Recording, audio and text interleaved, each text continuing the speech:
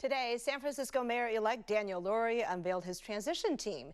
It includes the CEO of OpenAI, which makes ChatGPT. Now, what does this team tell us about what Lurie is focused on and how he intends to fix the city's many challenges that were focal points of the campaign?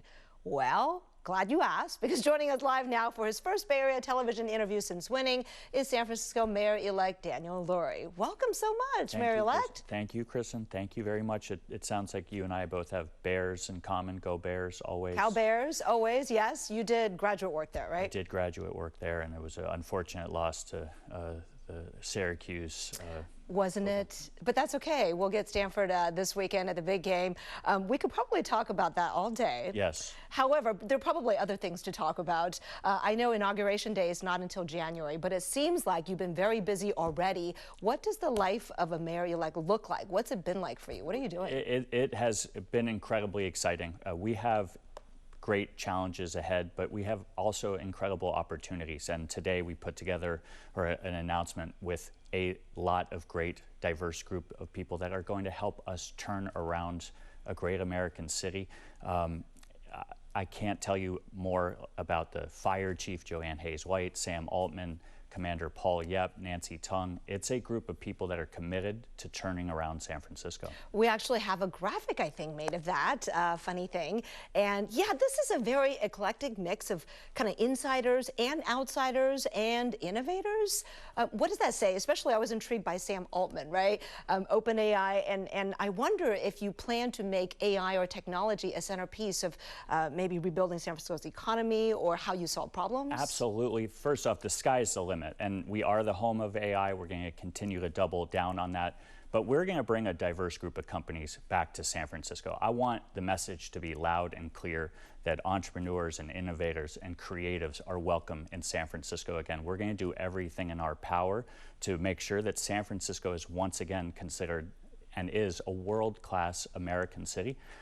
And these are the people that are going to help us get going over the next 50 days until Inauguration Day.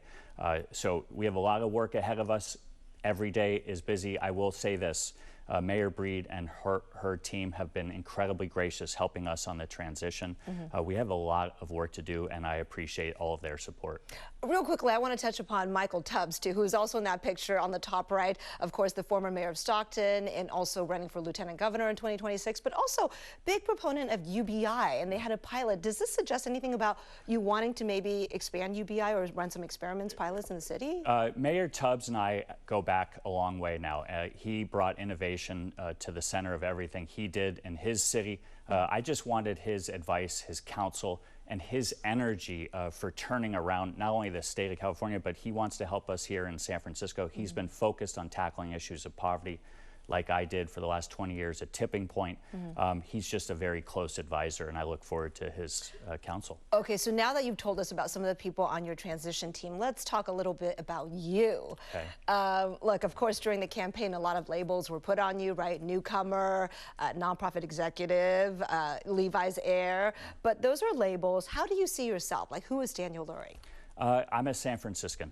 I love this city. As I said often, my two kids were born at the same hospital that I was born at on California Street here in San Francisco. I have a undying and unwavering commitment to this city. I'm excited about the opportunities ahead over the next 4 years, but I just care deeply. I was worried about the direction our city was heading in, and I decided to jump in. And yes, Kristen, there were a lot of labels, but right now, all I want everybody to know is that I'm going to be a mayor that serves the people of San Francisco. Whether you voted for me or not, I'm going to be working for you. You don't mind if we show the video of your kids from your Instagram page, I think, right? Let's see it. We were talking about how they're still at an age where they think daddy's cool. Which I felt like this might have been a little bit of like a hostage video for my son. He looks a little not sure what to do there. But yes, my daughter and my son, I mean, there's nothing more important to my wife, Becca, and me than those two. You say that's what you got into the race. I was walking the two of them across the street in the Mission, and we came across somebody that was in distress, had no clothes on, was screaming, and I couldn't explain to them why that was happening. And we've all had that experience as parents here in this city. It's unacceptable. I mean, you can walk down the streets right now of Market Street or Mission or Van Ness, and you see people asleep in the middle of the day. We have to do better. We have to build more mental health and drug treatment beds. We have to get people off the street. And as you know, I've been saying this from day one, public safety is going to be our #1 priority. And then the second is the behavioral health crisis on our streets, something that is not benefiting the people on the street, and it's not helping our kids either. So I was going to ask you, what are your 3 top priorities, but I think I just heard of 2 of them just now. Is there anything else you want to throw in there? Safety, like all hands on deck. Public safety, and then the behavioral health crisis on our streets, and then making sure that we streamline the bureaucracy so that city government, once again, works for the people of San Francisco. You know, people want to label all of us in elected office, progressives, moderates, conservatives. We are San Franciscans first. We want to make sure that City Hall works for the people. That's going to be my top priority. Okay, so if you say reform, right, and change, I got to ask you, last week Police Chief Bill Scott said he plans to continue serving the city. Have you made up your mind? Have you decided if you would like him to continue? He and I just had a discussion last week. We're going to continue those discussions. Everybody knows that Chief Scott is committed. He is a great person, and we're going to have continued talks on that front. Okay. Look, President-elect Donald Trump, we've got to talk about this because he's promised mass deportations from day one, using the U.S. military possibly. And here in San Francisco, it's always been a sanctuary city for a long time, and as such, city resources were not used to aid federal immigration goals, if you will, and actions. If this does come to pass, what do you think you will do? Well, first, let me say this. I was elected with a mandate to get results for the people of San Francisco. That's going to be my focus. I've spoken to Speaker Emerita Pelosi about the topic that you just brought up. I am always going to defend our immigrant community. I am always going to defend our LGBTQ community. But I was elected to get results for the people of San Francisco. And so, you know, talking about issues coming from DC. Right now, I'm just trying to stay focused on our people and not deal with hypotheticals in DC. But I'm committing to the people of San Francisco that I will always protect our immigrant community. Okay, and we'll keep that conversation going as it Absolutely. plays out. But look, what do you hope will feel different and actually be different for the people of San Francisco, let's say a year from now? I want all of your viewers, if they're outside of San Francisco, I want them all being back in Union Square. I want them coming to shows on Market Street, visiting San Francisco and feeling hopeful and optimistic. Kristen, this city, when we are at our best, is the greatest city in the world. We all want it to come back, not just San Franciscans, but people around the Bay Area, around the country, and by the way, from around the globe.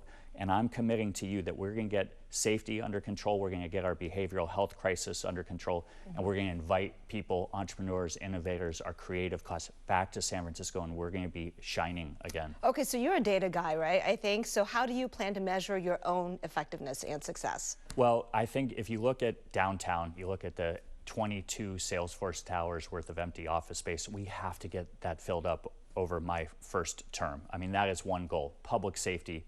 We need to make sure we get that under control, and then making sure that we get people off the streets and into beds. We can measure all that, and we will. All right, you mentioned San Francisco at its best. What a great city. I mean, I tend to agree with you. So with the holidays coming up, this is the toughest question of them all.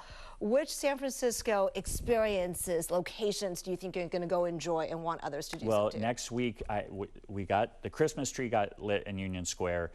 My daughter wants to go ice skating next week. We're going to do that during the Thanksgiving break. She has the week off. We don't in the mayor-elect's office, but I'll make sure and take her out ice skating at one of the holiday rinks. And you ice skate? I do not. Poorly. She is much better, and so we're gonna make sure and we do that next week. All right. Mayor-elect Daniel Lurie, thank you so much. Really appreciate you coming on and sharing all this with our viewers. Of course, I look forward to being back often. Thanks for having me. Anytime. All right, thank you.